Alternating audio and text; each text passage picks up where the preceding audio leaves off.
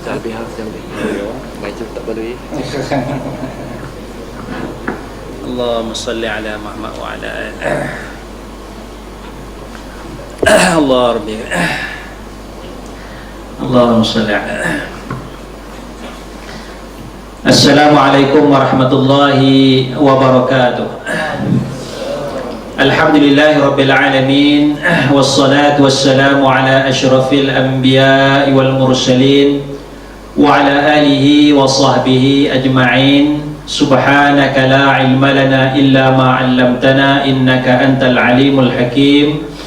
Rabbi shrah li sadri wa yassir li amri wahlul 'uqdatam min lisani yafqahu qawli.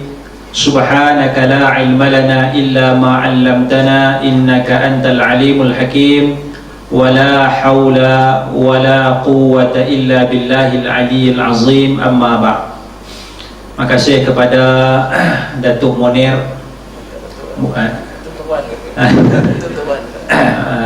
doa tak kira lah Datuk Pangkat ke, Datuk Tok Wan ke, Datuk Imam tu lah. Tuan-tuan dan puan-puan, ibu-ibu, bapa-bapa, moga-moga kita dirahmati Allah Subhanahu wa ta'ala. Jadi alhamdulillah, syukur kepada Allah Subhanahu wa ta'ala dapat kita bersama pada malam ini, dan kita dalam usaha untuk menjadi hamba Allah Subhanahu wa ta'ala. Jadi surau bukan masjid ni? Surau Muhsinin, Masjid Muttaqin.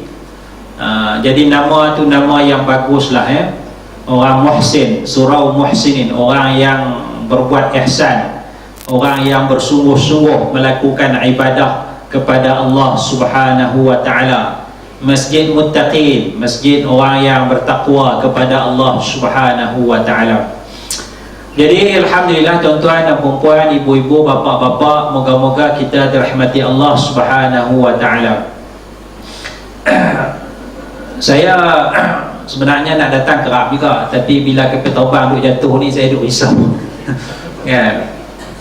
Ada satu masa tu tuan-tuan saya pergi Johor, daripada airport Subang sampai ke lapangan terbang Senai Johor Bahru.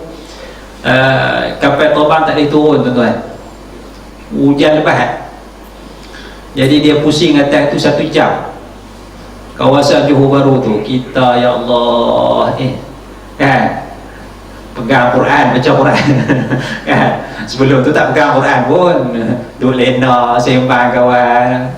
Sampai tak dia kata kita akan mendarat sebentar lagi. Tak mendarat kau, pasal apa? Tengok pusing bagi tahu tak boleh turun. Dia kata hujan. Dia takut pusing kat sejam habis minyak. Kan? Tu jadi itu yang rasa bimbang, rasa takut tu. Ya, cuaca dan sebagainya. Tetapi apa yang besarnya ialah kita ada Allah Subhanahu wa ta'ala, dan kita disuruh oleh Allah Subhanahu wa ta'ala untuk meminta semua perkara yang kita hajatkan hanya kepada Allah Subhanahu wa ta'ala. Minta perlindungan kepada Allah, minta kesejahteraan daripada Allah, minta keselamatan daripada Allah Subhanahu wa ta'ala. Sebab itu seorang sahabat Nabi radhiyallahu anhu, Abu Zar radhiyallahu anhu. Abu Zar radhiyallahu anhu, dia diberitahu bahawa rumah dia terbakar. Abu Zar radhiyallahu anhu diberitahu bahawa rumah dia terbakar. Orang bagi tahu, dia tak tengok lagi, tapi orang bagi tahu rumah dia terbakar. Kalau orang bagi tahu rumah kita terbakar, agak-agak percaya ke tak percaya? Kalau orang bagi tahu rumah kita orang pencuri masuk, agak-agak kita percaya ke tak percaya? Orang bagi tahu tu orang yang dekat dengan kita, orang yang mungkin tengok kawasan rumah kita tu. Jadi Abu Zar, sahabat Nabi radhiyallahu anhu ni, diberitahu kata rumah dia terbakar. Orang yang bagi tahu ni orang yang tengok. Tapi tengok tu bukan tengok dekat, tengok daripada jauh. Ni rumah Abu Zar ni terbakar lah ni. Jadi orang pilihkan kat kebun dia, kat kebun tamak dia, bagi tahu, ya Abu Zar, wahai Abu Zar, rumah kamu terbakar. Ihtaraqa baituk, rumah kamu telah terbakar. Jawab Abu Zar radhiyallahu anhu, mahtaraqa baiti, rumah aku tidak terbakar. Dia tak tengok pun, tapi dia kata rumah dia tak terbakar. Orang kata rumah kamu terbakar, dia kata tak terbakar rumah aku, dia kata. Orang kata rumah kamu terbakar, dia kata tak. Orang kata 3 kali terbakar, dia jawab 3 kali tak terbakar, dia kata. Sedangkan dia tak tengok. Dia keluar daripada rumah pagi tadi, sampai tengah hari duduk kebun dia, kebun tamak dia dan sebagainya. Orang bagi tahu rumah terbakar, dia kata rumah tak terbakar, dia kata. Sedangkan dia tak tengok. Agak-agak kita nak percaya yang mana? Yang tengok ke yang tak tengok? Kita memang kata rumah kita tak terbakar sebab rumah kita, orang kata masuk pencuri. Tak, aku kunci elok sebab nak bagi sedap hati. Kita nak bidak aku kunci elok dah, pasal apa orang pencuri nak masuk kan? Grill lepas semua besi kemas-kemas tu kan? Kita nak bagi sedap hati. Abu Zar dia bukan nak bagi sedap hati, tapi dia yakin, dia kata rumah dia tak terbakar. Maka baliklah Abu Zar pun balik, orang pun balik, pergi kawasan rumah dia. Bila sampai kawasan rumah tu, rumah sekeliling rumah Abu Zar ni telah terbakar, tapi rumah Abu Zar tidak terbakar. Rumah Abu Zar tidak terbakar, rumah lain terbakar. Orang tanya dia, pasal apa kamu kata rumah kamu tak terbakar? Pasal apa kamu yakin kata rumah kamu tak terbakar, sedangkan kami tengok daripada jauh, kami nampak kawasan rumah ni terbakar dan nampak macam rumah kamu terbakar. Tapi macam mana kamu yakin rumah kamu tak terbakar, sedangkan kamu tak tengok? Seolah-olah orang lain, sahabat-sahabat yang lain bertanya kepada Abu Zar, apa sebab dia? Maka Abu Zar radhiyallahu anhu menjawab, aku mendengar Rasulullah sallallahu alaihi wasallam bersabda. Aku mendengar Rasulullah sallallahu alaihi wasallam bersabda, sesiapa yang membaca Bismillahilladzi la yadurru ma'asmihi syai'un fil ardi wala fis samai wa huwas samiul alim. Sesiapa yang baca zikir ni, doa ni, Bismillah alladzi la yadurru ma'asmihi syai'un fil ardi wala fis samai wa huwas samiul alim, 3 kali pada waktu pagi dan 3 kali pada waktu petang, Allah jaga. Allah jaga diri dia, Allah jaga keluarga dia, Allah jaga harta dia. Diri orang yang baca pun Allah jaga. Kalau baca 3 kali pagi sampai petang, Allah jaga. Baca 3 kali petang sampai pagi esok, Allah jaga. Diri orang yang baca, Allah Ta'ala jaga. Ahli keluarga kita, Allah Ta'ala jaga. Dan harta benda kita akan dijaga oleh Allah Subhanahu wa Ta'ala. Kita baca tadi berapa kali dah? Baru 2 kali, yang baca lagi sekali. Bismillah alladzi la yadurru ma'asmihi syai'un fil ardi wala fis samai wa huwas sami' al-alim. Balik amalan insya-Allah. Ini hadis Rasulullah sallallahu alaihi wasallam. Maknanya kita minta kepada Allah, yakin kepada Allah Subhanahu wa taala. Ini doa lah doa. Ad-du'a silahul mu'min. Doa ni adalah senjata bagi orang yang beriman Baik. Tuan-tuan, saya nak sebut beberapa perkara pada malam ni, dan mungkin lepas saya sebut ni, cakap ni, kita mungkin buka sekitar soal jawab kalau ada Bulan sudah bulan kita sambut Maulid Nabi sallallahu alaihi wasallam. Sini dah buat jambut forum ceramah bulan kita sambut Maulid Nabi sallallahu alaihi wasallam. Kita buat ceramah Maulid Nabi. Kalau kita buat forum sempena Maulid Nabi. Kalau setengah tempat dia buat perarakan sempena Maulid Nabi.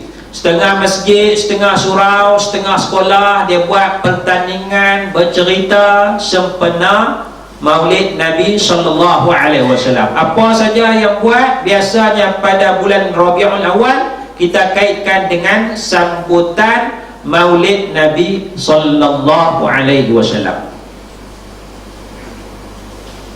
Ada rakan-rakan kita, kawan-kawan kita tak setuju sambutan Maulid? Ada. Kita kat sekolah ada tak kawan kita satu sekolah tak setuju? Apa tu sambut Maulid-Maulid ni? Ada tak? Dalam taman kita, dalam kawasan kejiranan kita, kawan-kawan kita duduk sembang kedai kopi, dia cakap dia tak setuju sambutan Maulid. Ada tak? Ataupun baca kat internet, ada orang bangkang dia tak setuju sambutan Maulid. Ada tak? Ada kan? Dia tak setuju sambutan Maulid Nabi sallallahu alaihi wasallam. Okey ke tak okey? Kita nak buat ni. Kawan kita tak setuju, okey ke tak okey? Tak okey. Tak okey. Tak okey Sebab dia tak setuju sambutan Maulid. Tak okey. Jawapan tu salah. Okey, tak ada masalah. Sebab apa? Sebab dia cuma tak setuju. Kita nak buat ceramah sempena Maulid Nabi, dia tak setuju. Dia bukan tak setuju ceramah tu, tapi bila kita ceramah sempena Maulid Nabi, sambutan Maulid, yang tu dia tak setuju. Ceramah, kalau tak ada Maulid tak apa, tak ada masalah. Kita nak buat perarakan sempena Maulid Nabi, dia tak setuju. Dia tak setuju. Okey ke tak okey? Okey, tak ada masalah. Okey, tak setuju. Tak setuju je. Sebab dalam Islam ni dia bagi kebebasan kepada kita untuk berfikir, untuk menerima sesuatu. Sebab tu dalam Quran Allah Ta'ala kata la'allakum ta'qilun, la'allakum tatafakkarun. Fikir. Kena kaji satu-satu perkara. Maknanya kita bagi pandangan, orang setuju, orang tak setuju dan sebagainya. Okey, tak ada masalah. Kan? Kita nak buat perarakan daripada surau ni nak pi bandar Jitra, patah balik. Jauh tak Jitra ni? Tak jauh lah. Ada orang setuju, ada orang tak setuju. Okey ke? Okey, tak ada masalah. Tak setuju ya. Dia tak setuju, tak setuju. Tetapi sekarang ni perbezaan pendapat kita, contoh dalam Maulid Nabi, dia bukan sekadar ada orang nak buat dan ada orang tak setuju. Dia bukan sekadar tu. Tetapi dia sudah merebak, dia sudah meningkat kepada satu keadaan di mana kita saling tuduh-menuduh, kita saling label-melabel, kita saling sesat-menyesatkan di antara satu dengan yang lain. Orang sambut Maulid tuduh orang tak sambut Maulid. Orang sambut Maulid melabel orang tak sambut Maulid. Orang tak sambut Maulid tuduh orang sambut Maulid. Orang tak sambut Maulid melabel orang sambut Maulid. Yang tadi kita kata tak setuju ya. Dia tak setuju kita nak buat ceramah Maulid Nabi selepas sembahyang maghrib. Dia datang sembahyang maghrib, pas sembahyang maghrib semua dia balik balik makan nasi, tengok berita ke habis, ceramah ke apa ke, dia datang sembahyang Isyak. Dia cuma tak setuju ya sambutan Maulid. Ceramah lain dia hadir. Bila nama ceramah Maulid dia tak hadir kan? Okey, tak ada masalah. Kuliah maghrib lain dia hadir. Tapi peringkat sekarang ada sampai tuduh-menuduh. Ya, baik kita pecah dua. Ni geng sambut Maulid Dia tu imam dia kena sambut Maulid. Ni geng sambut Maulid, ni geng sambut Maulid. Sebelah ni geng tak sambut Maulid. Kita bayangkan, ni geng tak sambut Maulid, ni geng sambut Maulid. Ya. Game tak sambut maulid. Bila orang nak sambut maulid, kita nak buat perarakan, kita nak buat pertandingan bercerita untuk kanak-kanak, cerita tentang Nabi, cerita tentang keluarga Nabi, cerita tentang perjuangan Nabi. Okay? Nak buat sambutan maulid. Orang tak sambut maulid, dia cakap-cakap, dia tak setuju, dia mula tuduh, dia mula label orang tak sambut maulid. Dia tuduh apa? Orang tak sambut maulid, tuduh orang sambut maulid sebagai tak betul. Orang tak sambut maulid, tuduh orang sambut maulid sebagai menyeleweng, buat perkara bid'ah, buat perkara sesat. Bila sesat, masuk syurga ke masuk neraka? Masuk neraka. Puak-puak ni kata, puak-puak ni masuk neraka ni. Dengan tu imam, tu bilai, pengurusi surau semua tu ahli neraka belakang. Sebab apa? Sebab buat perkara tak betul, perkara Nabi tak buat, bid'ah. Bila bid'ah sesat, bila sesat masuk neraka. Puak ni cakap, tak tahulah jawatan kuasa surau kita tu dengan YB sekali, dengan tu imam sekali ahli neraka belakang. Kesian tu. Dah, okey ke tak okey? Dia mula tak okey lah. Mula tak okey lah. Tadi saya kata tak setuju tak ada masalah, kan? Ajar orang nak umum mati kan, ada yang setuju, okey, alhamdulillah, lagi cepat umum senang, kita boleh tuntut insurans lah, apalah kan, kapal terbang je tu kan, cepat je kan. Ada yang tak setuju, pasal apa? Umum sekarang, tunggulah bagi lepas raya Cina dulu kan. Yang mati tu banyak orang Cina, tunggu bagi lepas raya Cina dulu. Biasalah, orang setuju tak setuju, biasalah kan. Kalau tunggu lepas raya Cina pun ada orang marah, apa yang lambat sangat? Umum sebelum raya Cina. Biasalah kan. Tak usah duk gaduh nak tu kan. Setuju tak setuju, okey, tak ada masalah. Tapi sekarang dia mula tuduh. Orang tak sambut maulid, tuduh orang sambut maulid sebagai sesat, buat perkara bid'ah dan hukum masuk neraka. Orang sambut maulid, tuduh orang tak sambut maulid. Dia tuduh orang sambut maulid, tuduh orang tak sambut maulid. Orang tak sambut maulid, orang tak betul. Orang tak sambut maulid ni pahaman dia menyeleweng. Orang tak sambut maulid ni tak sayang Nabi. Sebab kalau sayang Nabi mesti sambut maulid. Kalau sambut maulid sayang Nabi. Kalau tak sayang Nabi tak sambut maulid. Tak sambut maulid tak sayang Nabi. Ya? Orang tak sayang Nabi masuk syurga ke masuk neraka? Masuk neraka. Puak-puak ni kata puak-puak ni masuk neraka. Semua lain dia hukum masuk neraka. Orang tak sambut maulid kata puak sambut maulid masuk neraka. Orang sambut maulid kata puak tak sambut maulid ahli neraka. Mula tak elok dah. Dia mula nak gaduh, dia mula nak cari pasal, dia mula nak tengkar, dia mula nak label-melabel, tuduh-nuduh dan sebagainya. Sedangkan dalam Quran, kalau label-melabel dan sebagainya, Allah Subhanahu wa taala dah sebut, a'udzubillahi minasyaitonir rajim, wala tanabazu bil alqab. Jangan kamu duk panggil gelak-gelak, label-label dan sebagainya. Itu firman Allah, perintah daripada Allah Subhanahu wa taala. Jadi sebab itu peringkat kita ni, tak usah duk tuduh orang apa. Kalau tak setuju bagi tahu tak setuju, cukup. Tak usah duk sesatkan orang, apatah lagi nak kafirkan orang, nak hukum orang sebagai ahli neraka dan sebagainya. Ya. Baik. Bayangkan di akhirat nanti orang yang sambut maulid masuk syurga, orang yang tak sambut maulid masuk syurga. Apa akan berlaku? Sebab ada hadis, tapi hadis bukan bab sambut maulid. Hadis dia begini, hadis yang kita nak pegang. Hadis sahih riwayat al-Imam al-Bukhari rahimahullahu ta'ala.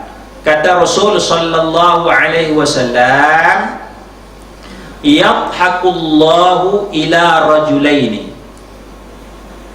yaqtulu ahaduhuma al-akhar. Allah Subhanahu wa taala yadhhak. Yadhhak ni pun kita akan jadi balah juga bila kita nak bermakna ni. Yadhhak ni kita bermakna ketawa. Yadhhak ni makna ketawa. Tapi ada ulama bahas dia kata bukan makna ketawa, dia pun makna redha. Senang kita ambil makna redha lah ya. Adalah faham antara salaf dengan khalaf takwil, tafwid dan sebagainya. Tak mujarrad tu. Allah Subhanahu wa taala redha terhadap dua manusia. Allah Subhanahu wa taala redha terhadap dua manusia, yaqtulu ahaduhuma al-akhara. Salah seorang membunuh seorang lagi. Ada yang membunuh, ada yang kena bunuh. Allah Ta'ala redha kepada yang kena bunuh, Allah Ta'ala juga redha terhadap orang yang membunuh. Yadkhulanil jannata, mereka berdua masuk syurga. Yang kena bunuh pun masuk syurga, yang membunuh pun masuk syurga. Kalau kita punya hukum, siapa patut masuk syurga? Yang kena bunuh. Yang kena bunuh patut masuk syurga, sebab dia kena bunuh, dia kena zalim. Yang membunuh masuk neraka.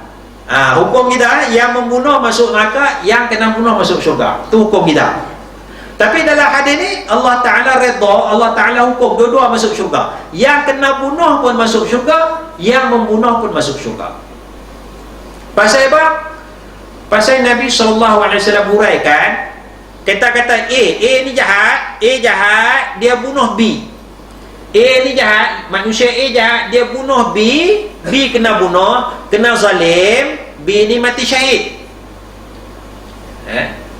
Kalau dalam perang A ni jahat, kafir, dia bunuh B, orang Islam, mati syahid. Bila mati syahid masuk syurga. A ni jahat, kalau dia kafir, dia dah bunuh orang Islam. Tapi lepas dia bunuh orang Islam, dia bertaubat, dia beriman kepada Allah, dia jadi orang bertakwa, dia muhsin, buat amalan baik dan sebagainya. Lepas tu dia mati, Allah Ta'ala terima taubat dia, Allah Ta'ala redha, Allah Ta'ala masukkan dia dalam syurga. Sedangkan A ni bunuh B. Boleh bayang tak, A ni bila masuk syurga, tiba-tiba berjumpa dengan B. A ni yang bunuh B ni masuk dia juga, tengok-tengok B. Aku yang bunuh dia dulu. B tengok-tengok dalam syurga, pasal apa kawan ni boleh masuk syurga? Dia yang bunuh aku dulu. Agak-agak gaduh lagi lah. Kau B bila buat, ya Allah aku tak redha ya Allah. Pasal apa? Ataupun bagi tahu malaikat, malaikat Ridwan ni, A ni jahat ni, dia bunuh aku dulu ni. Pasal apa dia masuk syurga? Masuk syurga pula sama dengan aku, patut masuk neraka dulu. Kan? Wahai malaikat, aku minta hang keluarkan dia daripada syurga, masuk dalam neraka dulu. Agak-agak gaduh lagi tak? Dah kan? Dah lah. Sebab hukumnya ditentukan oleh Allah Subhanahu wa ta'ala. Nampak Yang kena bunuh pun masuk syurga, yang membunuh pun masuk syurga. Baik, kita balik kepada isu kita. Yang sambut maulid tiba-tiba di akhirat masuk syurga, yang tak sambut maulid di akhirat pun masuk syurga. Sedangkan di dunia kita kata masuk neraka. Masing-masing tuduh sampai kata masuk neraka, tiba-tiba masuk syurga. Geng sambut maulid kumpul dalam syurga sama-sama, geng tak sambut maulid pun kumpul sama-sama dalam syurga, sembang, tanya khabar dan sebagainya. Tiba-tiba dah tutup imam masuk syurga lah. Kan? Macam mana boleh masuk syurga? Tutup bilai masuk syurga, duk sambut maulid, duk kompang, duk barak, kita ingat masuk neraka lah. Tiba-tiba masuk syurga. Geng sambut maulid pun sembang lain. Haji pun dia darah. Haji ni yang tak sambut maulid ni, tak sayang kat Nabi, patut masuk neraka. Pasal apa masuk syurga? Agak-agak gaduh lagi tak? Agak-agak gaduh lagi tak? Masuk syurga Bayangkan begini bayangkan bila masuk syurga, jumpa dalam syurga, sembang-sembang, tanya khabar dan sebagainya. Ni bayang, ni bukan hadis ni, kita bayangkan. Kita fikir yang tak sambut maulid, tanya orang sambut maulid, Haji, Tuan Imam, Bilal, macam mana Bilal boleh masuk syurga? Macam mana tu Imam boleh masuk syurga? Sedangkan kami di dunia kata Tok Imam, Tok Bilal, jawatan kuasa surau, semua ahli neraka. Pasal sambut maulid Nabi. Macam mana boleh masuk syurga? Orang sambut maulid pun jawab, ketika di padang mahsyar Allah Ta'ala tanya beberapa soalan. Antara soalan Allah Ta'ala tanya, kenapa aku sambut maulid Nabi? Ya. Maka aku jawab kepada Allah, ya Allah, saya sambut maulid Nabi kerana saya sayang kepada Nabi Muhammad sallallahu alaihi wasallam.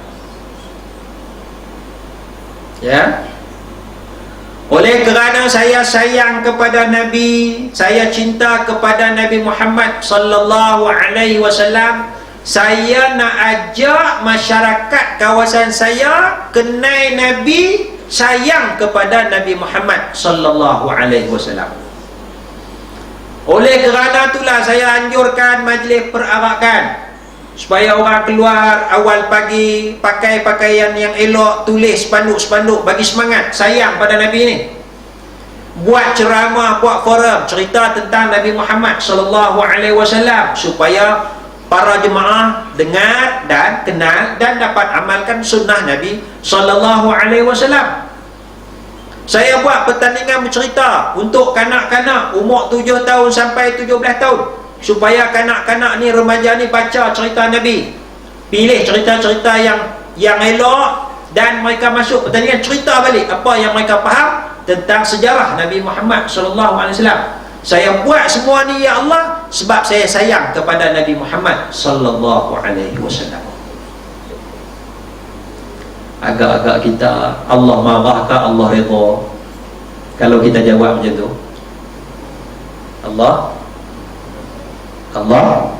Allah redha kan?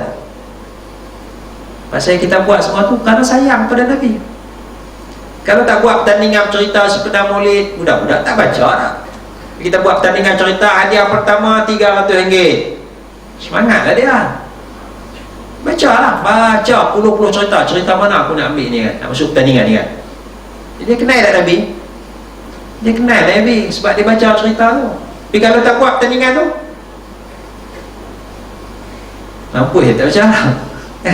Kita pun tak suruh baca, tak suruh baca, tak baca kan. Ni ada pertandingan, baca lah cerita. Kita pun tengok sama, pilih cerita mana yang bagus, cerita mana yang baik untuk masuk dalam pertandingan. Kita pun baca juga. Jadi kita jawab di hadapan Allah, saya buat semua ni ya Allah sebab saya sayang kepada Nabi Muhammad sallallahu alaihi wasallam.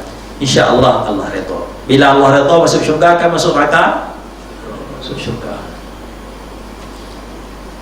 Baik, yang sambut maulid tanya pula tak sambut maulid. Hang pula pasal apa boleh masuk syurga?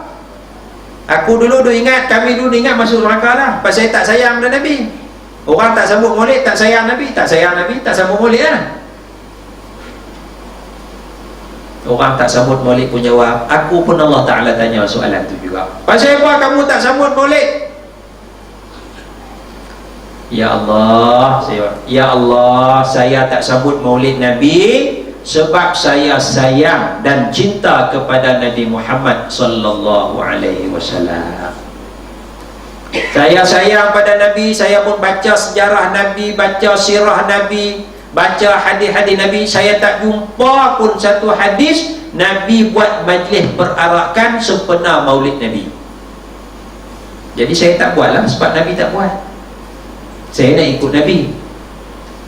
Saya baca hadis Nabi, sejarah Nabi, tak jumpa pun satu hadis ataupun sahabat-sahabat buat pertandingan bercerita sempena maulid Nabi. Saya pun tak mau buatlah sebab Nabi tak buat, sahabat tak buat. Sebab saya sayang pada Nabi.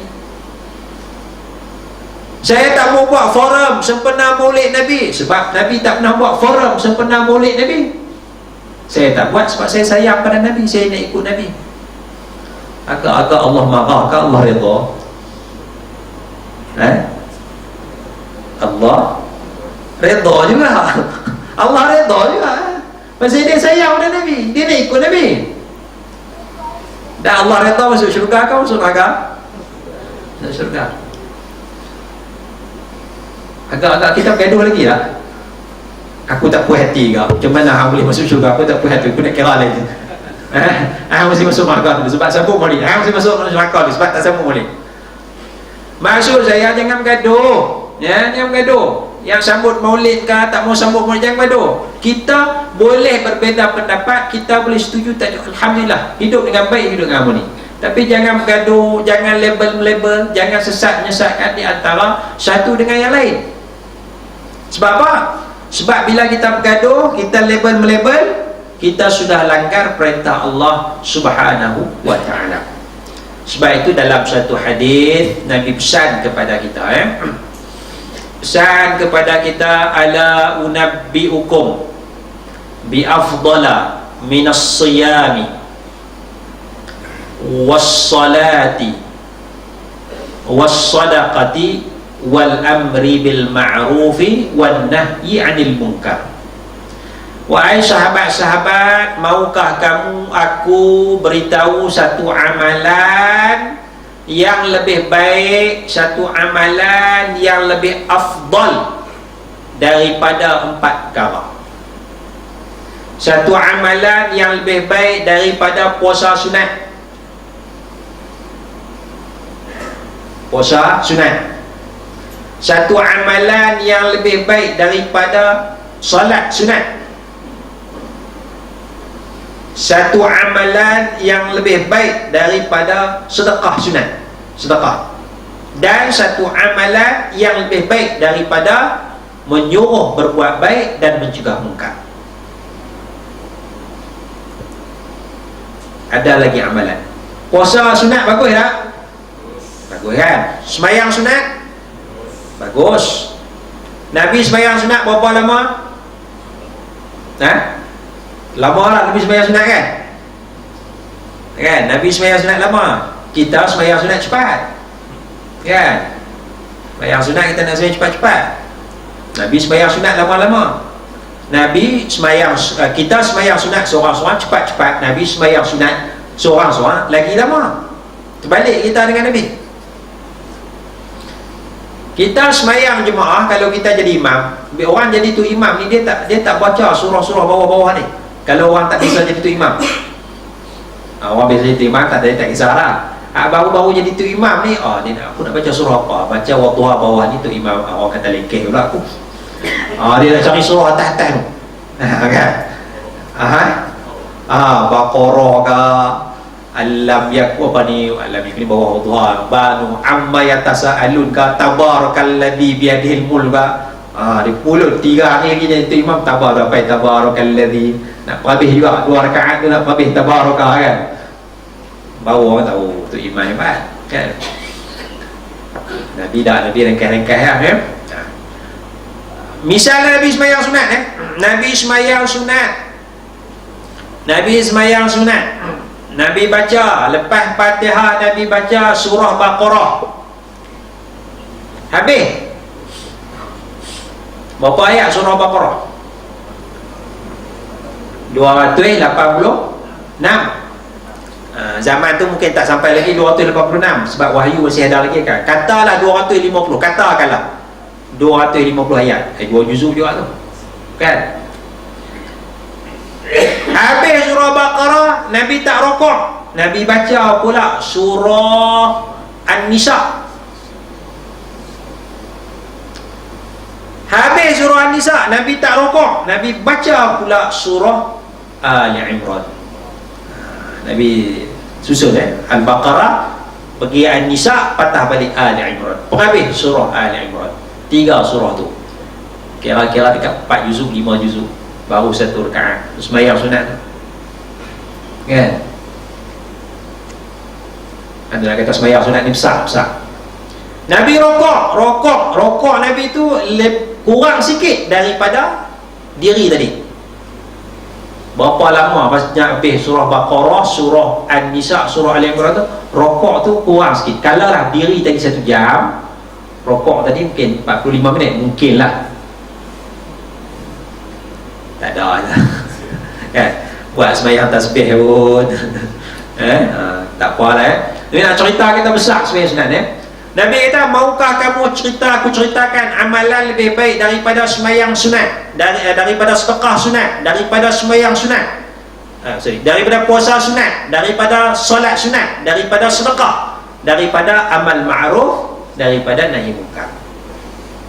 Sahabat tanya, apa dia ya Rasulullah? Maka Rasul sallallahu alaihi wasallam jawab, mendamaikan orang yang bergaduh. Damaikan orang yang bergaduh. Tu amalan tu lebih besar daripada puasa sunat, daripada salat sunat, daripada sedekah, dan daripada amal ma'ruf nahi munkar. Sebab apa? Sebab Nabi nak bagi jamai elok, bagi jadi baik, jangan bergaduh, hidup dengan aman, hidup dengan harmoni dan sebagainya. Ini adalah satu sunnah Rasulullah sallallahu alaihi wasallam. Baik. Yang kedua saya nak sebut sikit, bila kita ingat kepada Nabi sallallahu alaihi wasallam ni, satu perkara yang kita boleh amalkan yang sangat-sangat besar ialah sunnah Allah Subhanahu wa taala. Apa dia sunnah Allah taala? Sunnah Allah taala ialah berselawat ke atas Nabi Muhammad sallallahu alaihi wasallam. Pernah dengar sunnah Allah taala ni? Ni sunnah Allah taala, bukan sunnah Nabi lagi dah. Memang selawat ni sunnah Nabi, tapi dia bukan sekadar sunnah Nabi, dia adalah sunnah Allah taala. Sebab bila kita kata sunnah Nabi, Nabi buat. Bila kita kata sunnah Nabi, Nabi suruh, tu sunnah Nabi. Nabi suruh, Nabi buat, sunnah Nabi. Bila kita buat, benda tu jadi sunnah kita. Bila Allah taala buat, boleh tak kita kata sunnah Allah taala? Boleh kita kata ini sunnah Allah taala. Nak gambarkan besar tak besarnya selawat ke atas Nabi Muhammad sallallahu alaihi wasallam, ia adalah sunnah Allah taala. Ya. Maka Allah taala suruh kita selawat ke atas Nabi Muhammad sallallahu alaihi wasallam. Dan bila kita selawat, selawat tu bukan patah balik kepada Nabi saja, tapi kelebihan dan ganjaran itu akan berpatah balik juga kepada kita. Dalilnya dalam Quran, dalam surah Ahzab, Allah Subhanahu wa taala firman, a'udzubillahi minasyaitonir rajim, huwallazi yusalli 'alaikum wa malaikatuhu.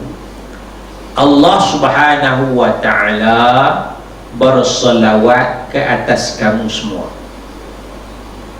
Allah berselawat ke atas kamu. Macam mana kita nak dapat selawat daripada Allah? Kita doa kan, ya Allah selawatlah kepada aku ya Allah, kan? Kita selawat ke atas Nabi.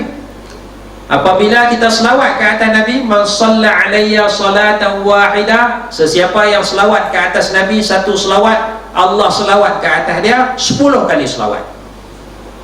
Kalau kita selawat ke atas Nabi 10 kali, Allah selawat kepada kita 100 kali. Kalau kita selawat 100 kali ke atas Nabi, Allah selawat kepada kita 1000 kali. Kita selawat Allahumma salli ala Sayyidina Muhammad dan sebagainya lah. Allah Ta'ala selawat macam mana, itu kita serah pada Allah lah.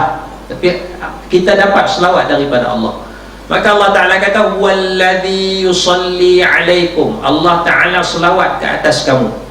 Bila kita selawat pada Nabi, Allah selawat kepada kita.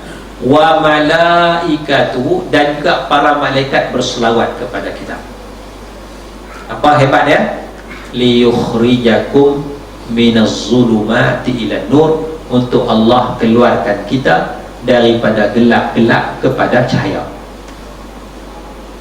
Itu kelebihan ya.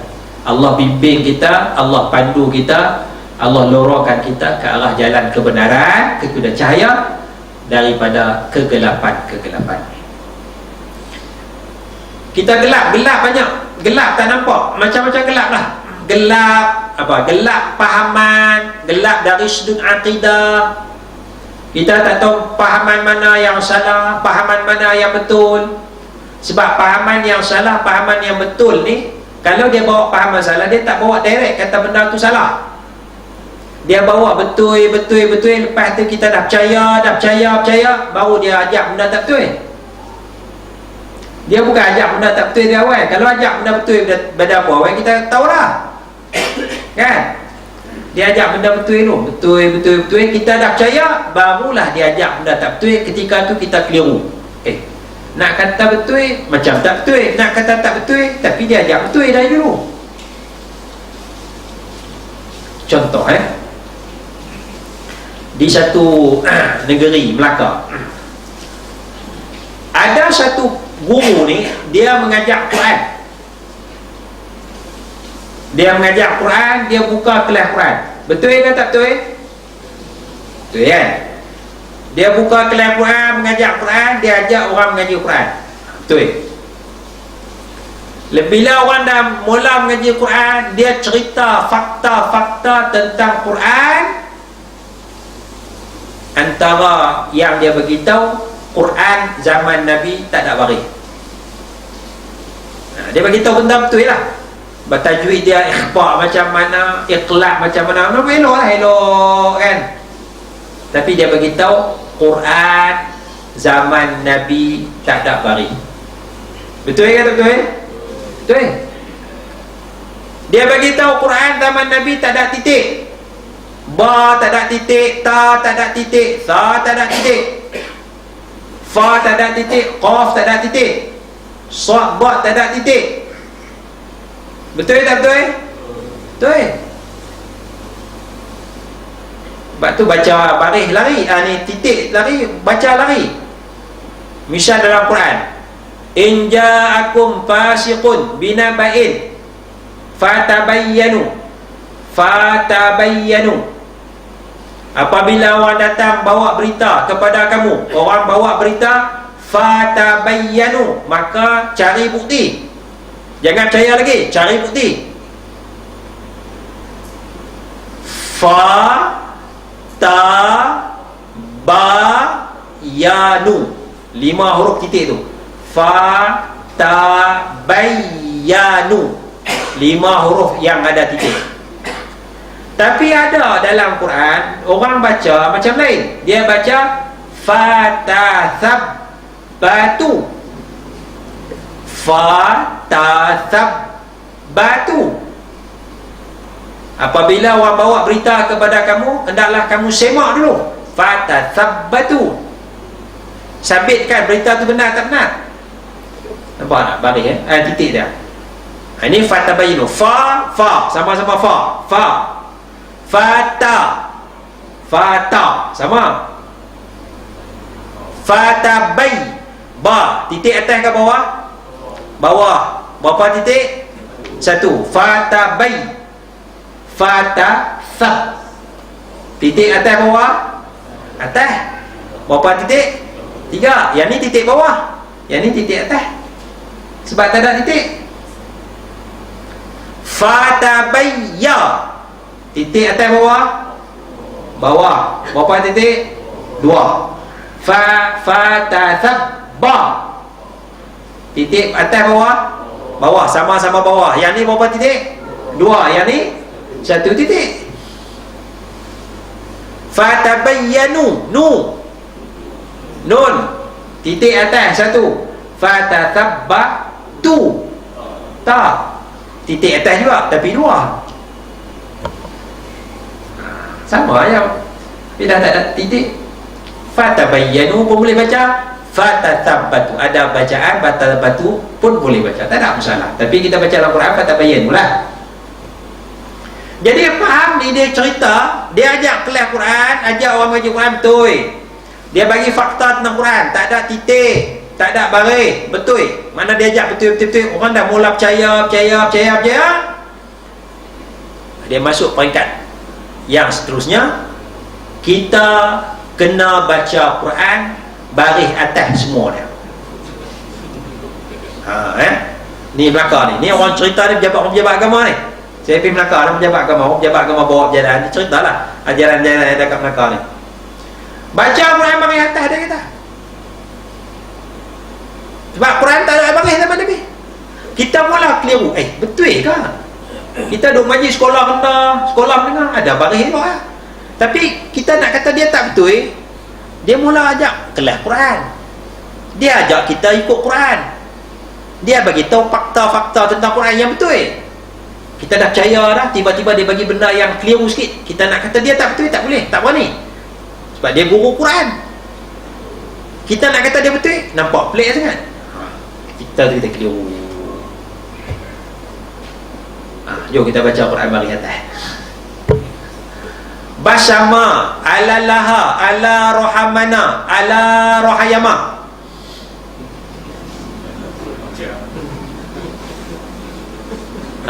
Surah tu. Basama ala laha, basama ala laha ala rohamana ala rohayama.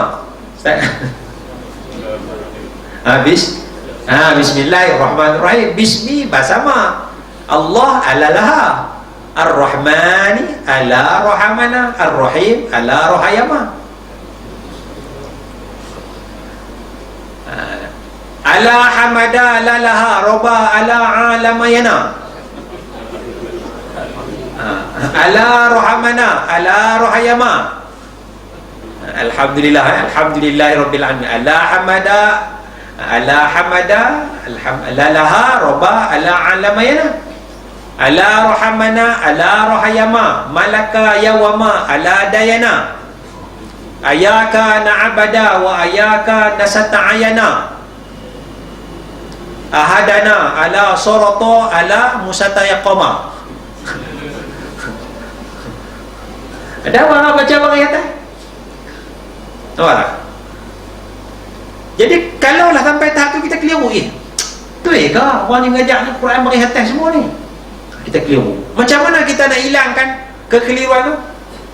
Jaminan daripada Allah, huwallazi yusalli alaikum wa malaikatuhu liyukhrijakum minaz zulumati ilan nur. Allah selawat ke atas kamu, malaikat pun selawat ke atas kamu untuk keluarkan kamu daripada gelap-gelap kepada cahaya. Kita keliru betul tak betul?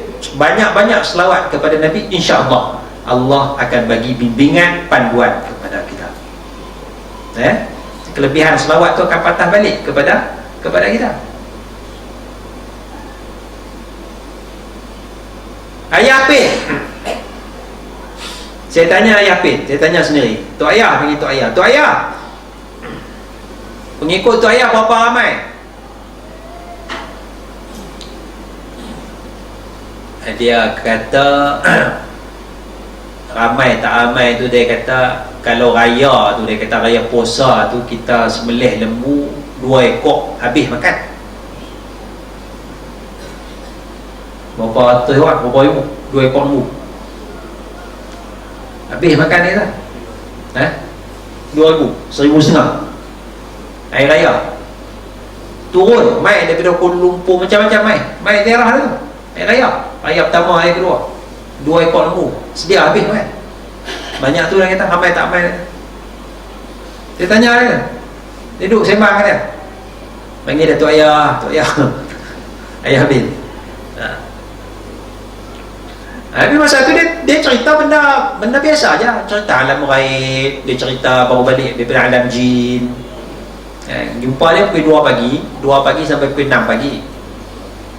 Kami tidur dulu lah sampai pun tak ada, pukul 10 malam tak ada, tidur orang gerak. Tok Ayah dah lah, Tok Ayah bersedia menerima kami menghadap. Bahasa orang dia tu, Tok Ayah bersedia menerima kami menghadap. Dia masuk menghadap, duduk sembang dengan dia.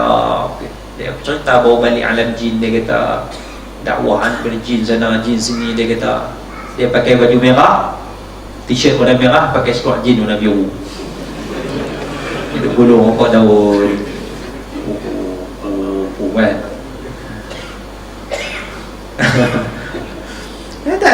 Dia cerita alam jin okey lagi, tak ada masalah kan. Nabi pun ada alam jin kan. Jadi kita rupanya betul ke? Orang kata dia sesat, pasal apa dia sesat? Kita keliru duk cari ni, betul ke dia sesat? Tak ada apa, tak cerita apa kan? Tapi saya duduk dengan dia, duduk daripada pukul 2 pagi sampai pukul 6 pagi. Saya duduk sebelah dia, saya duduk sebelah kiri dia. Lutut kanan saya berlaga dengan lutut kiri Ayah Bin. Duduk sebelah tu yang dia. Macam mana? ya atau ya, tunduk ya. Saya duduk dengan dia 4 jam tu, satu ayat Quran pun tak keluar daripada mulut dia. Satu ayat Quran pun tak keluar. Saya duduk 4 jam dia, satu hadis Nabi pun tak keluar daripada mulut dia. Saya duduk 4 jam dengan dia, Bismillah pun saya tak dengar dia baca. Ada minum air bahkan, Bismillah pun tak dengar. Duduk 4 jam dengan dia, Alhamdulillah pun saya tak dengar. Lepas minum kadu berhak, Alhamdulillah, tak ada. 4 jam. Duduk 4 jam dengan dia, Allah pun saya tak dengar keluar dari mulut dia. Kata Allah. Kita duduk di lemah ni, Allah bila Ustaz Nabi tu. ada. Dah nak cerita kata Allah tu ada lah. Ni tak sampai 4 jam ni. Ada tak Allah? Ada.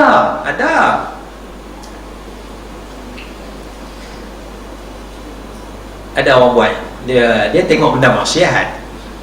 Saya duduk dengan dia, orang surau lah, orang surau ke masjid tu lah. Dia ajak pergi makan Ustaz. Lepas mayang tarawih, mayang isyak tu dia ajak pergi makan. Makan kat luar.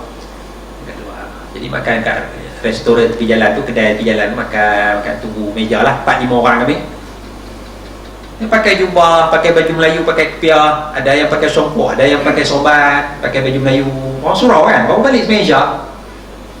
Duduk sembang, duduk ada dicanai lah, cakotiang lah, apa, sembang.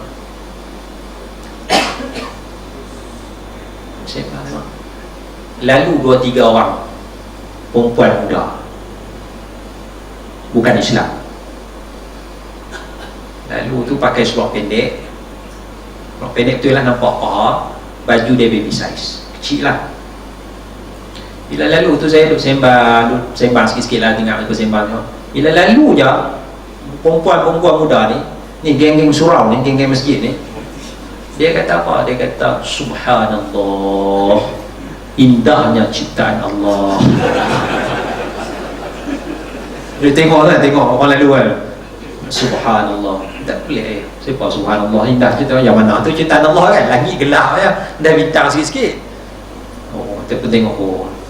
Bila dia kata Subhanallah, indahnya ciptaan Allah, kawan dia sebut Alhamdulillah. Nampak? Walaupun dia tengah buat jahat, buat maksiat tu, maksiat mata tu, tengok dengan nafsu tu, tapi mulut dia ada tak Allah? Ada Allah tu. Jahat-jahat kita, nakal kita tu, Allah tu ada. Saya cerita tu kan, yang seorang tu dia macam gini sikit lah, dia tepuk meja, Astaghfirullahalazim, dia kata, hampa ni tak ada kerja lain, dia kata. Depan ustaz pun tengok benda-benda tak elok. Depan saya lah ni, depan ustaz ni tengok benda-benda tak elok. Astaghfirullahalazim. Dia marah kawan-kawan dia. Maksud dia, ustaz ada, jangan tengok. Ustaz ada, tengok. Faham tak maksud tu? Hampa ni depan ustaz pun tengok benda tak elok. Kenapa tu? Saya jawab, aku pun kalau hampa tak ada, aku tengok juga. Hampa ada, aku tak tengok. Astagfirullahaladzim, tengok. Hampa tak ada, aku tengok. Nampak dah jahat kita, nakal kita kan. Dia nak ceritanya, walaupun jahat, orang Islam ada Allah, ada Alhamdulillah, ada Astagfirullah. Tapi saya duduk dengan ayah pin 4 jam, sepatah perkataan Allah saya tak dengar keluar daripada mulut dia. Jadi dia nak bawa ajaran apa? Saya nilai tu, nilai kan. Yang terbaru saya dengar 3 tahun sudah. Ini saya dengar orang cerita, saya bukan tak pergi jumpa ni. Saya pergi jumpa ayah pin 97, tahun 97. Saya dengar cerita, ada orang pergi tanya dia, pergi sembang dengan dia. Ayah pin kata apa? Ayah pin kata, ayah pin lah yang menjadikan langit dan bumi. Ini saya dengar cerita, sanad dia daripada seorang. melihat sampai dah Yapin. Orang tua lah dia pergi ziarah Yapin. Tangan dia stroke. Dia tanya Yapin sihat? Tak sihat Ustaz, tangan stroke. Dah, kalau dia buat lagi, pasal apa? Dia tak boleh betul tangan. Dia tak tipu lah Ustaz tu, Yapin bergabung tu kan. Tapi hak mula tu dia tak nak cerita kata pelik, dia cerita alam ni. Macam mana nak nilai dia ni betul ke tak betul? Selawat kepada Nabi dalam hati tu, selawat Allah salli ala Muhammad, Allah salli ala Muhammad. Nanti sikit sekala kan, nak dengar dia cakap apa kan, nak cari kebenaran tu betul ke tak betul ke.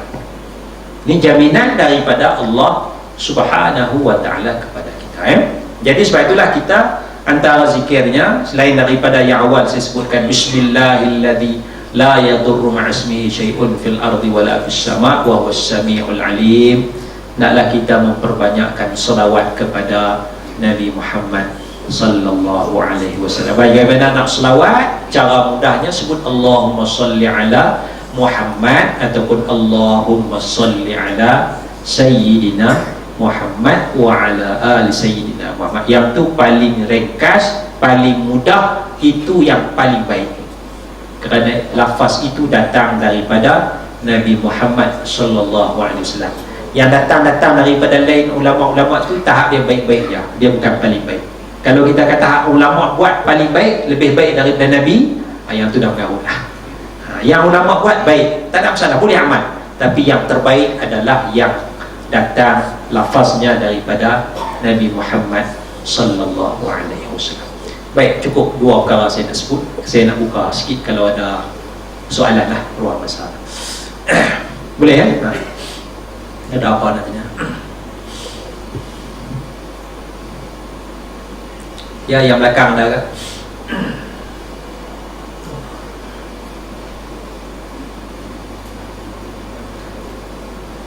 Kena tanya. Soal nisful ilmi, soalan tu separuh daripada ilmu. Orang tanya Ibnu Abbas bagaimana dia faham, dia dapat ilmu banyak. Ibnu Abbas kata bilisanin sa'ulin wa qalbin adulin, dengan lidah yang banyak bertanya, rajin tanya, dan akal fikiran yang berfikir. Dia fikir satu ayat Quran, satu hadis Nabi, fikir. Imam Syafi'i bila dapat satu hadis, dia tak sembahyang tahajud malam tu, satu hadis je, dia tak lena. Dia fikir satu hadis tu, dengan hadis itulah dia selesaikan 70 masalah agama. Akal dia fikir. Dia cuma dapatkan satu hadis daripada anak murid dia, Al-Imam Ahmad bin Hanbal rahimahullah ta'ala. Ya, ada soalan Pak? Waalaikumsalam. Pendapat yang mempunyai mimpi Abbas. Mimpi? Abbas. Ya. Apabila Nabi mempunyai Abu Jahal yang mendapat sedikit minuman pada hari Isnin. Ya. Kerana Memuliakan, membesarkan. Tapi itulah pendapat para ulama mengatakan ini tidak dijadikan sandaran untuk Menyambut. memberi dalil menyambut hari raya. Baik, soalan dia ada satu syair ya, disebut oleh seorang ulama ya. Dia nak, ulama ni nak hujah kata Abu Jahal walaupun dia jahat, dia lawan Nabi, dia tentang Nabi, tetapi Allah ringankan azab dia pada tiap-tiap hari Isnin. Ada riwayat hadis ya, ada riwayat hadis sebut diringankan azab bagi Abu Jahal ya pada tiap-tiap hari Isnin, kerana pada masa Nabi lahir, Muhammad lahir, masa mula lahir, Abu Jahal gembira, seronok, dan dia merdekakan hamba-hamba dia kerana seronok dengan kelahiran Nabi Muhammad. Bukan kelahiran Nabi, kelahiran Muhammad tu, yang nama Muhammad tu dia seronok. Jadi kiasnya kalaulah Abu Jahal yang jahat tu bergembira dengan kelahiran insan yang bukan Nabi pun, pada satu hanya nama Muhammad je, dia seronok, sedangkan dia kafir, diringankan azab. Apatah lagi kalau orang yang mentauhidkan Allah, orang beriman, ya, macam kita. Dan kita bukan bergembira dengan kelahiran manusia nama Muhammad, tapi kita gembira dengan kelahiran Nabi Muhammad sallallahu alaihi wasallam. Jadi kiasnya macam itulah, ya. Ini yang kata dalil bagi setengah ulama kenapa menyambut Maulid Nabi sallallahu alaihi wasallam. Ada orang tak setuju dalil ni, tak apalah, tak ada masalah apa. Yang setuju habis dalil itu sambutlah, yang tak setuju tak ada masalah. Setuju tak setuju, okey, tak ada masalah, ya. Jangan label-label, kutuk-mengutuk, sesat menyesatkan di antara satu dengan yang lain. Yang sebut dalil itu seorang ulama, Al-Hafiz Abdul Rahman Syamsuddin Ad-Dimashqi kalau tak salah. Seorang ulama Al-Hafiz, ulama tahap yang menghafal ratusan ribu hadis. Dia hujah macam tu. Jadi ada dalil, ada hujah yang kuat pada fahaman dia. Jadi kita terima. Kalau tak setuju, tak ada masalah, ya. Wallahu a'lam. Ya. Ada satu lagi pihak yang tidak setuju untuk menyambut Maulid ni lah kan. Ya. Dia mengatakan bahawa ada sebabnya ada alasan kata menyerupai orang Kristian menyambut cara orang Kristian menyambut Nabi Isa. Ya. Kata macam tu lah. Tapi saya pernah tanya apa kesamaan antara cara kita sambut tu yang tak kita sambut. Dia tak menjelaskan sikit lah. Yang saya menyukai yang tu. Ya. Okey. Sebab soalan ni ada ada juga orang berkata kan orang dengar kan ni. Saya ada kawan tanya saya, dia kata Sadaqallah Ali Azim tu. Dia kata adakah itu merujuk kepada Sayyidina Ali? Saya tak pandai bahasa Arab. La haula wala quwwata illa billah Ali Azim. Ali itu merujuk kepada tapi saya tak pandai, saya tak tahu lah tu. Baik. Sadaqallahul azim, sadaqallahu maulanal azim, sadaqallahul aliyyil azim. Ya, Ali itu bukan merujuk kepada Sayyidina Ali radhiyallahu anhu, tetapi merujuk kepada Allah subhanahu wa ta'ala. Sifat Allah tu ialah al-ulu, al-ali tu yang maha tinggi, ketinggian Allah subhanahu, ya. Jadi sadaqallah, maha benarlah Allah, yang Allah tu al-aliyyi, yang bersifat dengan sifat ali, sifat ulu, sifat ketinggian, al-azim yang maha agung. Sadaqallahu maulana al-azim mulih. Sadaqallah, maha benarlah Allah, maulana, Tuhan kami yang maha agung. La haula wa la quwwata illa billah al-aliyyil azim. Tidak ada daya dan tidak ada kekuatan melainkan dengan Allah, yang Allah tu bersifat ali dan bersifat azim, maha agung.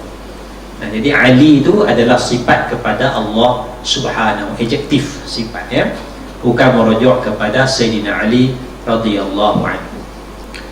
Okey, boleh.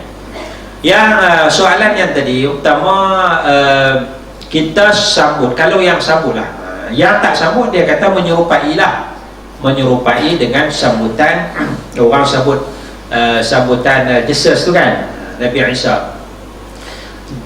Bagi yang sambut dia, kita jawab ni, sambut tu sonok kelahiran. Orang Kristian dia anggap Nabi Isa tu bukan Nabi, dia anggap Nabi Isa tu sebagai anak Tuhan. Dia anggap Nabi Isa tu sebagai anak Tuhan. Dia menganggap Isa tu adalah penebus dosa, dihantar oleh Tuhan. Tuhan korbankan anak dia Jesus tu untuk menebus dosa manusia, dosa manusia yang diwarisi, dosa daripada Nabi Adam tu. Setiap orang yang lahir tu dilahirkan dalam keadaan berdosa, sebab Nabi Adam yang buat salah. Kita ni anak cucu Nabi Adam, lahir-lahir kira dosa lah, makan buah khuldi tu. Kita punya faham, kita lahir tak ada dosa. Kristian dia faham lahir-lahir dosa lah, so dia kena tebus dengan Yesus. Yang kedua, kita anggap Nabi itu Nabi, Rasul, Abdullah, hamba Allah, bukan Tuhan. Jadi kita anggap sebagai Nabi lah.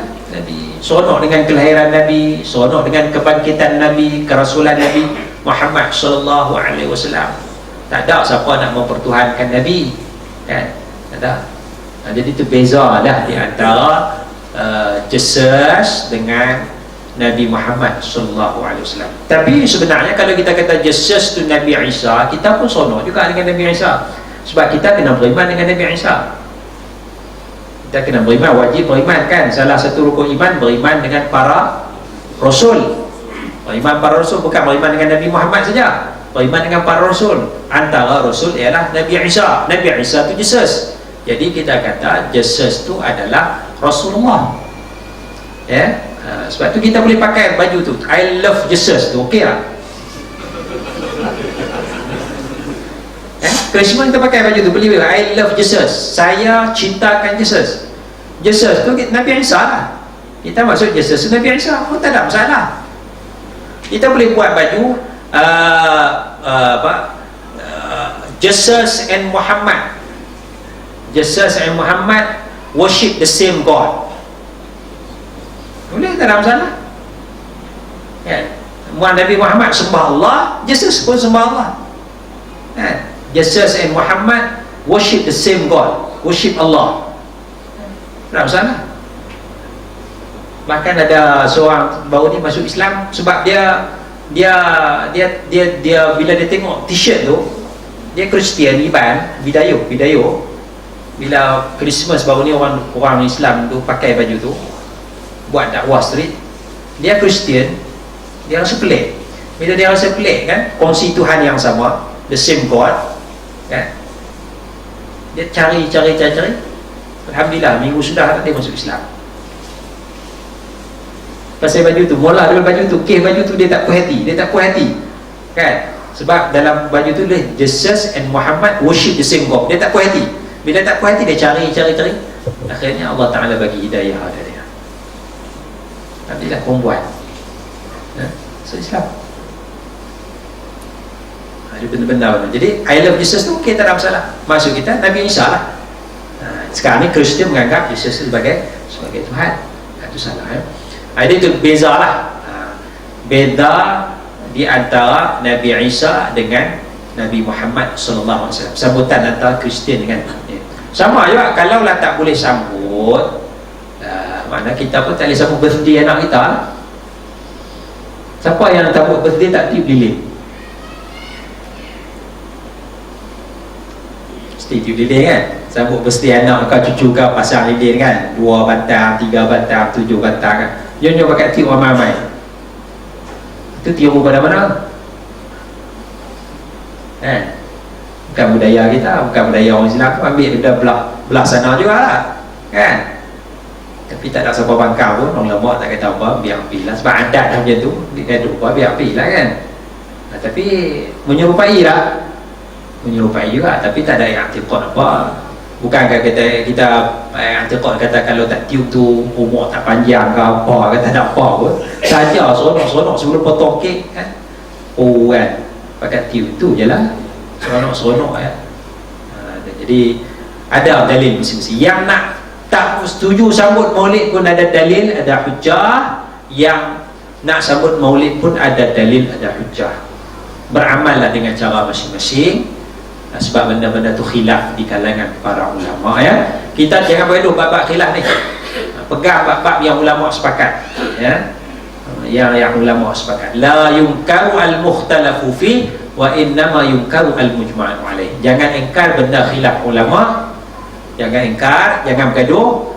Yang kita nak ingkarnya benda yang telah disepakati oleh para ulama. Ulama kata haram, kita pegang. Macam ASB, kita gaduh pak. Kalau kita pegang ASB haram, boleh tak kita melabur? Tak boleh lah, sebab kita kata haram. Kedah kata haram ke harus? Fatwa Kedah harus kan? Harus kita melabur lah. Apa nak gaduh? Dan Selangor kata haram, kalau kita pegang kata haram, jangan melabur lah. Dan kita orang Kedah, kita ikut cara Kedah kata harus. Mufti kita kata haram, harus lah. Dan kawan kita haram, ya awak kata haram, tak apalah, awak janganlah melabur. Mesti apa awak nak marah kami pula? Nampak tak? Benda simple ya. Dah ni SC kata haram. Yalah SC kata haram, tak apalah. Ni saya mufti saya kata haram, saya pegang mufti saya. Tak gaduh. Benda ulama khilaf tu kan. Muzakarah fatwa kata harus ASB. Kita pegang muzakarah fatwa, kan? Rokok, muzakarah fatwa kata haram, kita tak pegang. Ada masalah tak? Tak ada masalah. Kita pegang tutup guru kita bisa rokok, tutup guru pun bisa rokok, kan? Kita pegang tutup guru, dalam rokok kita tak pegang muzakarah fatwa pemazan. Bak AC kita pegang, bak rokok kita pegang tutup guru kita. Tak ada masalah apa benda khilafnya tu kita lapang dada Masa hidup Allah. Ada lagi soalan? Ya. Belakang. Minta doktor menjelaskan tentang isu ujian dengan bala, rujuk pada apa yang berlaku banjir dan kes K-pop tu, bagi perbezaan bala dengan ujian. Ya. Itu yang pertama. Yang kedua, ada dua orang. Seorang ni dia kaki kuat, tapi tiap kali dia buat tu dia selalu bertaubat balik, tapi dia buat lagi, keinginan tu ada lagi dia. Seorang lagi ni dia amalan dia biasa je, tapi keinginan ke arwah tu tak tahu. Jadi macam mana? Baik. Bala dan ujian payah kita nak tentukan payah kita nak tentukan sama ada ini bala ni ujian lah bahasa dia bala, tapi kita faham bala ni makna balasan lah, balasan Allah Ta'ala bala bagi dia balasan, bagi dia pasal jahat sangat. Wallahu a'lam.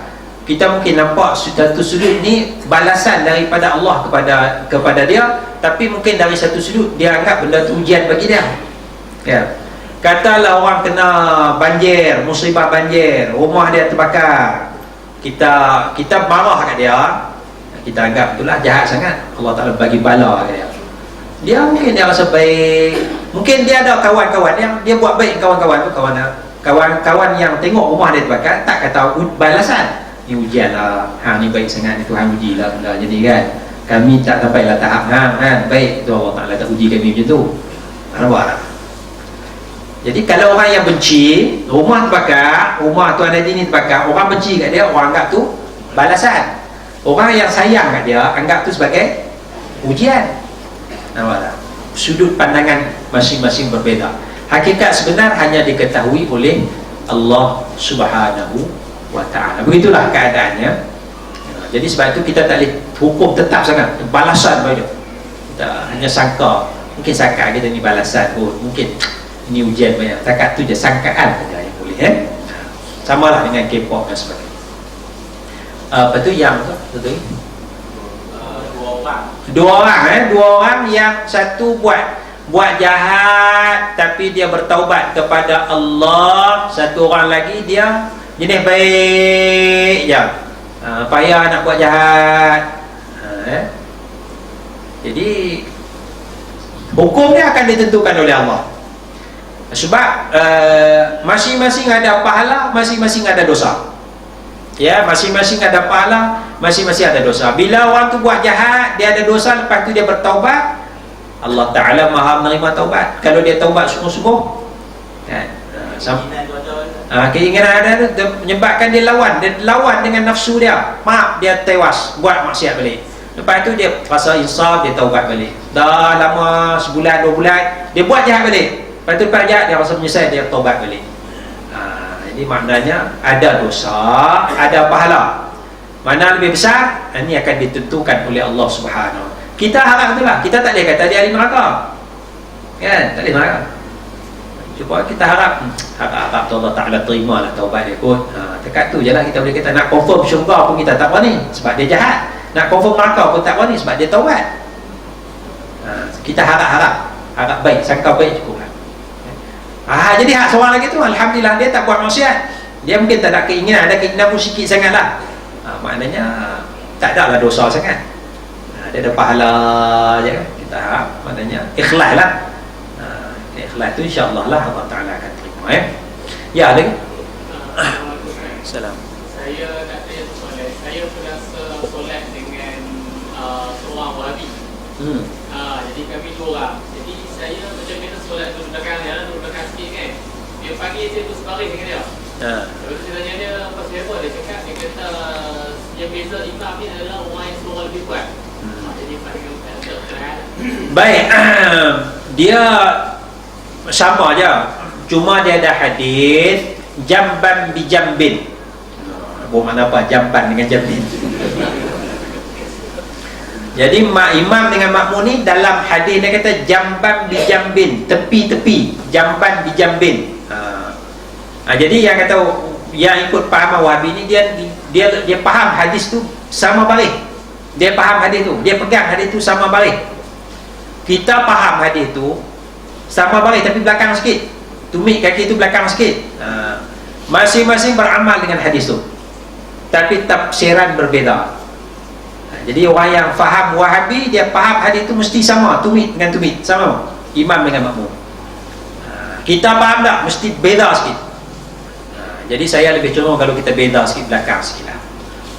Bukan sekadar beza surah, ya, beza surah, tapi kita maknanya bagi ada ni lah, bagi ada ni. Sebab kadang-kadang kita berdiri belah kanan, kadang-kadang kita berdiri belah kiri, kan? Katalah tu imam rapat dinding tu, kan? Dia seorang-seorang, sembahyang seorang, kita datang seorang, kita diri sebelah dia. Tak nampak soft tak soft kan? Katalah dia diri sebelah sini, kan? Rapat dinding tu, kita datang duduk sebelah kiri dia, diri sebelah kiri dia, kan? Orang tengok mungkin orang nampak siapa ni? Kita jadi imam sebab dia duduk belah sana, kan? Tapi sebenarnya kita ikut dia. Jadi kalau nak duduk sebaris tu tak nampak beza. Dah suara orang datang baca mayang asar, suara pakai seluruh kan. Jadi saya lebih cenderung dengan tafsiran ulama jamban bi jambin, tepi-tepi tu satu baris tapi belakang sikit antara imam dengan makmum. Tapi tafsirannya tak apalah, tak ada masalah. Menghormati lah, kan? Dia tarik kita tak apa, ikut pi dia. Tu selalu gaduh lah, kan? Gaduh pak kan sembahyang kan. Sembahyang gaduh kan. Wallahu a'lam. Salam. Ya. Apa hukum GST sebab dalam Islam kita tidak digunakan dua kali ya? dalam umat Islam prinsip ekonomi Islam, umat Islam tidak digunakan cukai dua kali, sekali iaitu kalau zakat. Maksudnya dalam sistem ekonomi Islam, orang Islam hanya membayar zakat dan cukai dengan zakat. Sedangkan dalam GST dia kalau prinsipnya sekarang itu diamalkan dua kali. Dua kali je lah, dua kali. Maksudnya contohnya kuali ayat mineral. Bila dikenakan GST nanti, yang sekarang ni RM2, masa GST nanti akan dikenakan RM2.20. Sedangkan itu sudah berlaku. Dan kita nak beli ayat itu, kita kena bayar lagi cukai 2%. Baik. GST ni dia cukai ni kita nak kata haram mutlak tak boleh, kita nak kata halal mutlak pun tak boleh, ya. Sebab ulama-ulama mentafsirkan hadis Rasulullah sallallahu alaihi wasallam, la yadkhulul jannata sahibu maksin, tidak masuk syurga orang yang mengutip cukai. Ada seorang ulama dari Indonesia, dia kata orang yang kutip cukai adalah kastam. Kastam tak masuk syurga. Ada seorang tu kerja kastam. Lepas dia dengar kuliah maghrib malam tu, pukul 11 malam dia telefon saya. Ustaz, dia kata macam mana ni saya kerja kastam. Ustaz tu kata tak masuk syurga siapa kutip cukai. Nabi kata, dia kata tak kutip cukai tu kastam. Saya dah buat surat dah ni dah. Surat tak jawatan. Pukul 11 malam. Saya kata hadis tu ada, tapi tafsiran tu tak betul. Tafsiran tu tafsiran ustaz, bukan Nabi kata. Nabi tak kata kastam pun. Kalau kata kastam tak masuk syurga, saya kata bukan kastam yang kutip cukai. Dewan Bandaraya Kuala Lumpur pun kutip cukai. Dewan Bandaraya Kota Baru pun kutip cukai. Ni kan? Dewan Bandaraya Shah Alam pun kutip cukai. Cukai tanah, cukai pintu dan sebagainya. Ni pokok ni semua tak masuk syurga. Darul Aman pun, Kedah pun, Dewan Bandaraya Al-Star ke semua tu kutip cukai belakang tu semua pokok tu tak masuk syurga belakang. Bukan kastamnya, lembaga hasil dalam negeri kutip cukai. Bukan, ya. Jadi ulama tafsir yang kata tak masuk syurga orang kutip cukai ni, kutip cukai cara lanun, kutip cukai cara zalim. Ya. Jadi kita tengoklah sistem kita sama ada dia ada undang-undang ataupun tidak. Sekarang ni dalam perlembagaan disebut bahawa tidak boleh dikenakan teks, tidak dikenakan cukai, melainkan ada sistem dia tu, melainkan dilulus, kalau tak salah diluluskan oleh parlimen dan sebagainya. Maknanya adalah bacaan kali pertama, sebelum bacaan kali pertama ada kajian dan sebagainya, semua tu ada sistem dia kan.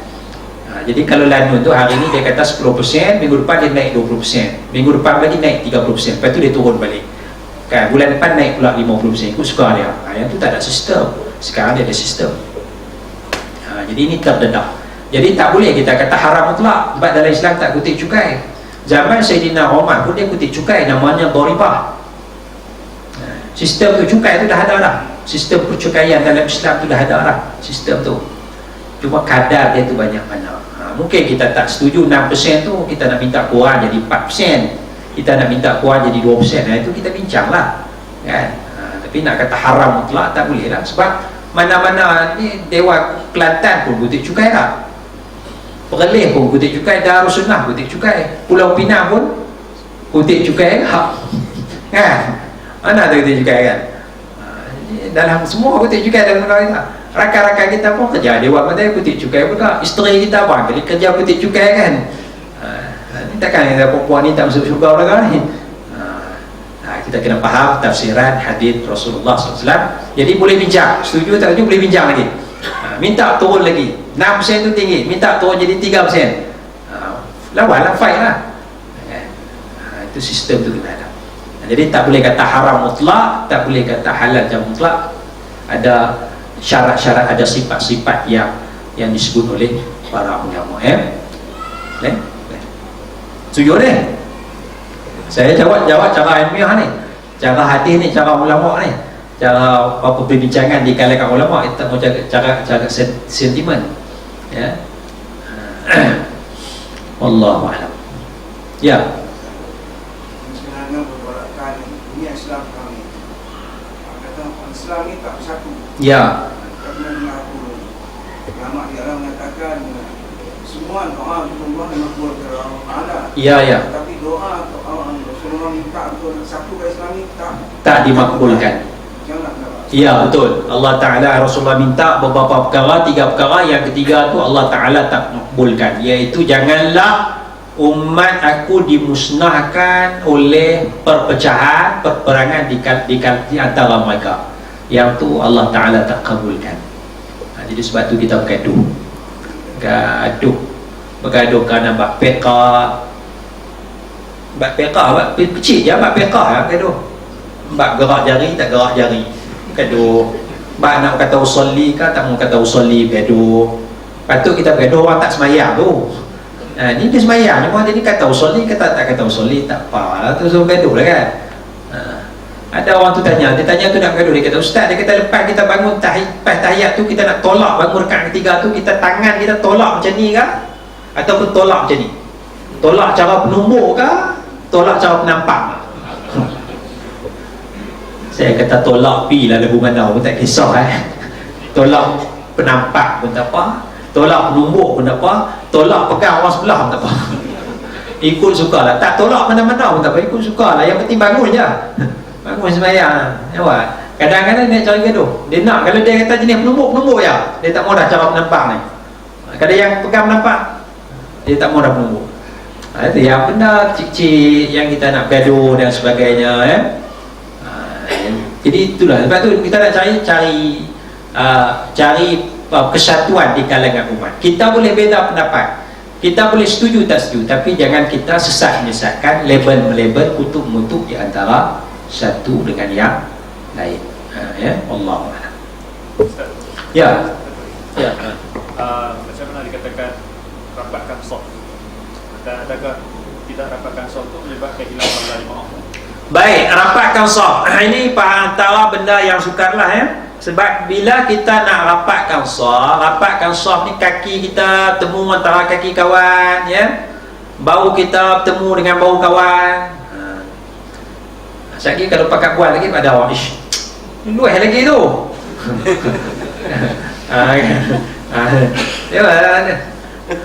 Kita rasa tak selesa kan, tak seronok kan orang apa yang kita kan. Ya, kita nak pergi enggang-enggang sikit ya. Nak turun sikit senang, kona. Jadi itu nak rapatkan satu perkara yang dituntut dalam Islam ketika mana solat berjamaah. Kalau kita tak rapat saf, dia tak hilang pahala jemaah, cuma dia hilang fadilat saf. Fadilat saf. Ya, kecil je kecil. Jemaah yang 27 tu masih ada lagi lah. Cara kasarnya masih ada lagi, tapi fadilat kecil itu hilang. Ya. Sebab tu kata ulama, fadilat berjemaah ni dia datang sebelum azan, datanglah. Datang lepas azan tu dia kuranglah fadilat sikitlah sebab datang selepas azan. Macam-macam lah fadilat tu Jadi cuma ada fadilat sikit, tapi masih lagi ada kerangka kasar berjemaah tu masih ada. Tapi sama-sama lah kita cuba rapat-rapatkan. Tak boleh sepenuhnya pun, sikit demi sini.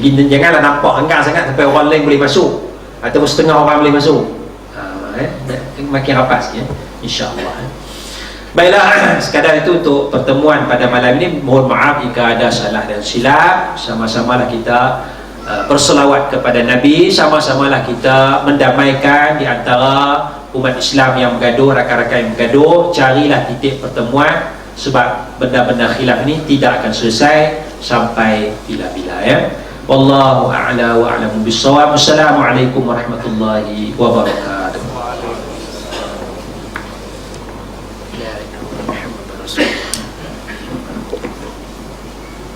Alhamdulillah, jazakallahu khairan katsira. Terima kasih pada Al-Fadil Ustaz